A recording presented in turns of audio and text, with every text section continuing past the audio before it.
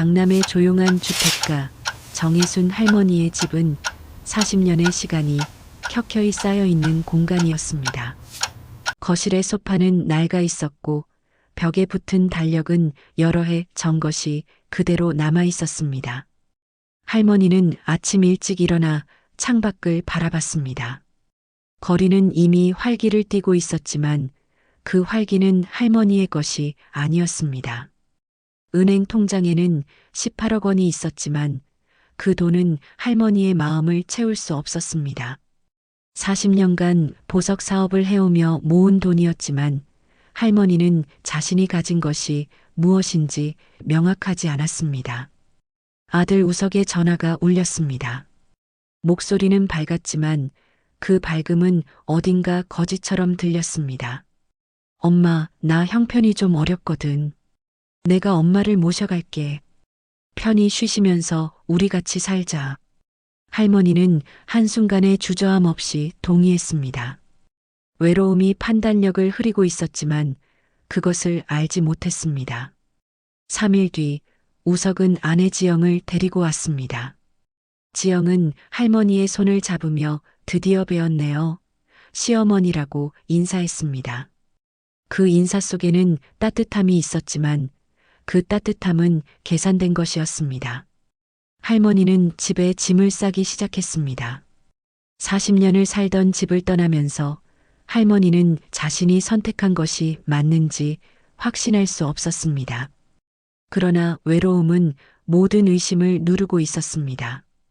우석과 지영의 집은 강남의 신축 아파트였습니다. 할머니는 그곳의 작은 방에 짐을 풀었습니다. 처음 며칠간 지영은 할머니의 발을 씻어주고 밥을 지어주고 옷을 다려주었습니다. 할머니는 그 극진한 보살핌에 감동했습니다. 이것이 내가 원하던 가족이라는 생각이 들었습니다. 그러나 이것은 함정의 시작이었습니다. 한 달이 지났을 때 우석이 할머니의 앞에 나타났습니다. 손에는 은행 서류가 들려 있었습니다. 엄마, 한 가지 도와줄 게 있어. 내가 엄마 통장을 관리해 줄 수 있을까? 요즘 금리도 좋은 곳이 있으니까 내가 엔사해 줄게. 할머니는 의심했습니다. 하지만 아들이 하는 말이었으므로 거절할 수 없었습니다. 할머니는 은행 도장과 인감을 건넸습니다. 그 순간이 모든 것의 전환점이었습니다. 주 2회, 우석은 엄마 의료비라는 명목 아래 돈을 인출했습니다. 처음에는 100만 원, 그 다음에는 300만 원, 다시 500만 원. 숫자가 커질수록 할머니의 심장도 철렁였습니다.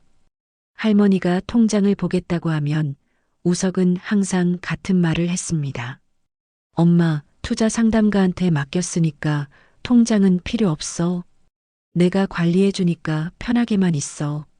지영은 매일 저녁 명품 쇼핑백을 들고 집에 들어왔습니다. 할머니는 지영이 입은 옷과 신발을 봤습니다. 자신의 돈으로 사 입은 것이라는 깨달음이 밀려왔습니다. 하지만 할머니는 아무것도 말할 수 없었습니다. 이 사람들이 자신의 유일한 가족이었기 때문입니다. 밤마다 할머니는 침대에 누워 천장을 바라봤습니다. 돈이 사라지는 속도가 점점 빨라지고 있었습니다. 6개월 만에 이미 3억 원이 빠져나갔습니다. 할머니의 얼굴이 창백해지기 시작했습니다. 할머니는 아파트 현관 앞에서 자주 멍하니 서 있게 되었습니다. 한 명의 청년이 할머니를 자주 발견했습니다. 그 청년은 김준호였습니다. 준호는 옆동 403호에 살고 있었고 낮에는 사회복지관에서 일하는 사람이었습니다. 준호는 할머니의 모습을 보고 말을 걸었습니다. 할머니는 처음에는 조심스러웠지만 준호의 따뜻한 목소리에 마음이 열렸습니다. 준호는 할머니를 카페에 초대했습니다. 그곳에서 할머니는 자신의 이야기를 꺼냈습니다. 내 아들이 자꾸 내 돈을 가져가. 말을 끝내지 못한 채 할머니는 눈물을 흘렸습니다. 준호는 할머니의 손을 잡았습니다. 할머니, 혹시 변호사한테 상담을 받아보신 적 있으세요? 할머니는 고개를 저었습니다. 아들이니까 믿어야 하지 않을까? 준호는 할머니의 표정을 봤습니다. 그 표정에는 절망이 있었습니다. 준호는 변호사의 전화번호를 종이에 적어 할머니에게 건넸습니다. 할머니는 그 종이를 주머니에 넣었습니다. 하지만 사용할 용기는 없었습니다. 할머니의 건강은 점점 나빠졌습니다. 수면제 없이는 잘 수 없게 되었습니다. 밥맛도 떨어졌습니다. 의사는 스트레스와 우울증이라고 진단했습니다. 하지만 할머니는 그 원인이 무엇인지 알고 있었습니다. 준호는 계속해서 할머니를 찾아갔습니다. 카페에서, 공원에서, 때로는 아파트 계단에서. 할머니는 준호를 보면 잠깐의 안정감을 느꼈습니다. 이 청년이 자신의 손자 같다는 생각이 자주 들었습니다. 준호는 할머니가 말하는 모든 것을 경청했습니다. 내가 돈이 많아봤자 이렇게 외로운데 누군가 내 곁에 있어주는 게 더 소중하구나. 할머니의 입에서 나온 이 말은 준호의 마음을 움직였습니다. 준호는 할머니의 문제를 단순한 법률 문제로 보지 않았습니다. 그것은 사랑의 문제였습니다. 정혜순 할머니는 은행에서 현금 500만 원을 인출했습니다. 그것을 가지고 변호사 이호철의 사무실을 찾아갔습니다. 변호사실의 문을 열고 들어간 할머니의 얼굴은 결연했습니다. 변호사 이호철은 60대 초반의 차분한 인상의 남자였습니다. 할머니는 지난 6개월간의 모든 것을 상세히 설명했습니다. 은행 통장, 인감, 도장, 그리고 매달 사라지는 돈들.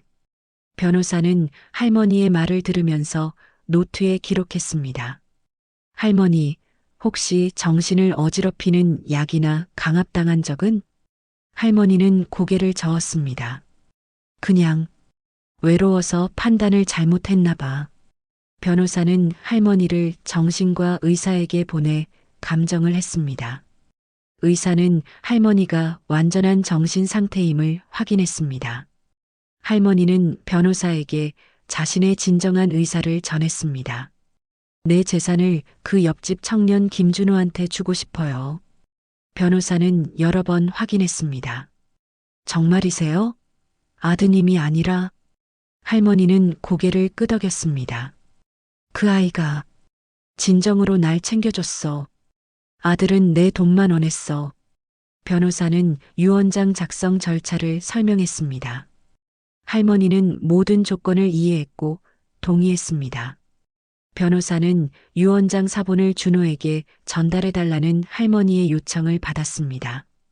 유언장에는 다음과 같이 적혀 있었습니다. 내 전 재산 18억 원을 김준호에게 유증한다. 그를 나의 법정 상속인으로 지정한다. 할머니는 사무실을 나오면서 한 가지 생각을 했습니다. 이제 죽음이 두렵지 않다는 것입니다. 한편 우석과 지영은 할머니의 움직임을 감시하고 있었습니다. 할머니가 변호사 사무실에 간 것을 알게 되었을 때 그들의 얼굴은 창백해졌습니다. 3주 뒤 할머니는 갑작스런 흉통으로 병원에 옮겨졌습니다. 의사는 스트레스성 심장 질환이라고 진단했습니다. 우석은 병실로 달려갔습니다. 하지만 그의 눈은 할머니가 아니라 할머니 옆에 의료 서류를 보고 있었습니다. 우석은 담당 의사를 불러 할머니의 병 원인을 물었습니다. 의사는 명확하게 답했습니다. 정신적 스트레스가 신체 건강을 심각하게 악화시켰습니다. 우석은 할머니의 침대 옆에 앉았습니다. 병실의 창 너머로 서울의 스카이라인이 보였습니다. 그 순간 준호가 병실 문을 열고 들어왔습니다. 준호는 할머니에게 한 장의 종이를 건넸습니다. 유언장의 공증 사본이었습니다. 우석의 얼굴이 창백해졌습니다. 그는 종이를 낚아챘습니다.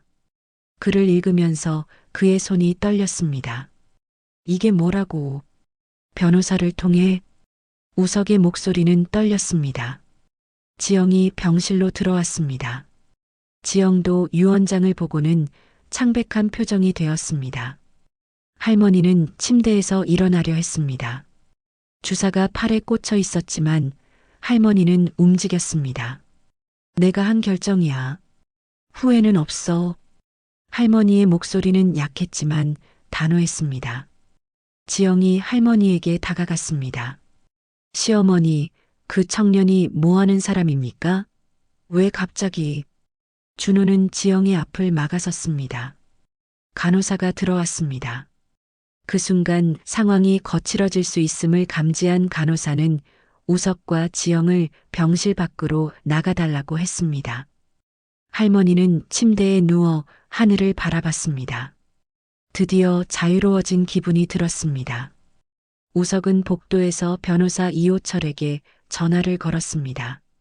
목소리에는 분노가 가득했습니다. 이 유 원장은 무효입니다. 우리 엄마가 정상이 아니었어요. 변호사의 목소리는 차분했습니다. 정신과 감정 결과를 받았습니다. 당신의 어머니는 완전히 정상입니다. 우석은 전화를 끊었습니다. 지영은 남편의 얼굴을 봤습니다. 남편은 처음으로 절망적인 표정을 짓고 있었습니다. 법원은 3개월 뒤 공식 재판을 진행했습니다. 우석과 지영의 대리인은 유 원장의 무효성을 주장했습니다. 그들의 주장은 할머니가 정신적 압력 속에서 유 원장을 작성했다는 것이었습니다. 법원은 정신과 의사를 불러 할머니의 정신 상태에 관해 물었습니다. 의사는 명확하게 증언했습니다. 유 원장 작성 당시 피고인 할머니는 명확한 의식을 가지고 있었으며 그 결정은 자발적이었습니다. 그 다음 변호사 이호철은 은행 거래 기록을 제출했습니다. 지난 6개월간 우석이 인출한 금액은 3억 2천만 원이었습니다. 은행원이 법정에 섰습니다. 피고인 우석이 가지고 있던 인감과 도장이 모든 거래에 사용되었습니다. 판사가 우석을 향해 물었습니다. 이 금액들을 어디에 사용하셨습니까? 우석은 입을 열지 못했습니다. 변호사는 신용카드 거래 기록을 제출했습니다. 지영의 명품 구매 기록이 명확하게 나와 있었습니다. 판사는 할머니를 향해 물었습니다. 당신이 이 금액들을 쓸 것을 허락하셨습니까? 할머니는 천천히 고개를 저었습니다. 아니요. 투자한다고 했는데 나중에 알았어. 법정은 조용해졌습니다. 판사는 노트에 무언가를 기록했습니다. 그 다음 판사는 판결을 내렸습니다. 유 원장의 유효성을 인정합니다. 또한 피고인 우석은 재산 횡령 혐의에 대해 경찰에 고발되겠습니다. 우석의 얼굴에서 모든 색깔이 사라졌습니다. 지영은 손으로 얼굴을 덮었습니다. 할머니는 변호사를 바라봤습니다. 변호사는 할머니에게 고개를 끄덕였습니다. 판결이 나온 지 일주일 뒤 경찰은 우석을 체포했습니다. 지영도 공범으로 고발되었습니다. 경찰 신문실은 추운 분위기였습니다. 우석은 테이블 앞에 앉아 있었습니다. 수사관이 물었습니다. 어머니의 재산을 어디에 사용하셨습니까? 우석은 입술을 깨물었습니다. 내 사업을 위해서였어. 사업이 잘 안 되니까. 수사관이 파일을 펼쳤습니다. 지영의 신용카드 거래 기록이 나왔습니다. 이건 사업 비용이 아닌 것 같습니다. 우석은 답변하지 못했습니다. 지영의 신문실에서 지영은 다른 주장을 했습니다. 할머니가 우리를 원했어요. 할머니가 주려고 했어요. 하지만 은행 거래 기록은 거짓이 될 수 없었습니다. 할머니가 인감과 도장을 도난당한 것 자체가 증거였습니다. 법원은 우석에게 징역 5년과 벌금 5천만 원을 선고했습니다. 지영에게는 징역 4년과 벌금 3천만 원을 선고했습니다. 신문사의 제목은 이렇게 실렸습니다. 재산을 노린 여우 같은 며느리, 아들의 어머니 착취적발. 기사는 며칠간 뉴스의 헤드라인을 장식했습니다. 우석의 친척들은 전화를 끊었습니다. 그의 친구들도 연락이 끊겼습니다. 감옥에 들어간 우석은 혼자라는 생각을 자주 했습니다. 밤마다 그는 자신의 어머니를 생각했습니다. 어머니가 자신을 얼마나 사랑했는지 그것을 지금에야 알게 되었습니다. 하지만 그 시간은 돌아올 수 없었습니다. 감옥의 창 밖으로는 서울의 밤이 보였습니다. 우석은 침대에 누워 눈물을 흘렸습니다. 할머니는 준호와 함께 앉아 있었습니다. 병원에서 퇴원한 지 2개월이 지났습니다. 할머니의 얼굴에는 색깔이 돌아왔습니다. 준호는 할머니 앞에 여러 장의 서류를 펼쳤습니다. 할머니, 이곳은 노인보호센터예요. 할머니는 서류를 읽었습니다. 이곳은 아동 양육시설이에요. 준호는 계속해서 설명했습니다. 이곳은 청소년 교육 프로그램 센터입니다. 할머니는 준호를 바라봤습니다. 준호의 눈이 반짝이고 있었습니다. 할머니, 우리 함께 이 센터들을 만들어 볼까요? 할머니의 재산으로요. 할머니의 눈에 눈물이 맺혔습니다. 그것은 슬픔의 눈물이 아니라 기쁨의 눈물이었습니다. 정말 좋겠네. 할머니와 준호는 그 프로젝트를 시작했습니다. 6개월 뒤 첫 번째 노인보호센터가 문을 열었습니다. 할머니는 센터에서 며칠에 한 번씩 시간을 보냈습니다. 다른 할머니들과 함께 앉아 이야기를 나누고 아이들에게 손자의 사랑을 주었습니다. 1년이 지났을 때 3번째 시설도 문을 열었습니다. 신문은 이렇게 보도했습니다. 재산이 아닌 사랑으로 만드는 센터, 할머니와 준호의 아름다운 동행. 지역 주민들은 할머니를 영웅처럼 대했습니다. 하지만 할머니는 자신이 영웅이 아니라고 말했습니다. 영웅은 준호야. 내가 준 재산으로 뭔가를 만들었으니까. 준호는 할머니에게 물었습니다. 할머니, 나도 이제 할머니의 손자라고 불러도 되나요? 할머니는 준호의 손을 잡았습니다. 넌 내 손자가 아니라 내 가족이야. 감옥의 8평셀에서 우석은 신문을 읽었습니다. 할머니와 준호의 사랑 이야기라는 제목의 기사였습니다. 우석은 비로소 이해했습니다. 자신의 어머니가 원했던 것은 돈이 아니라 사랑이었다는 것을. 그 깨달음은 너무 늦었습니다. 셀의 창 밖으로는 서울의 야경이 보였습니다. 우석은 침대에 누워 천장을 바라봤습니다. 모든 것이 지나간 후에야 그는 진정으로 성장하고 있었습니다.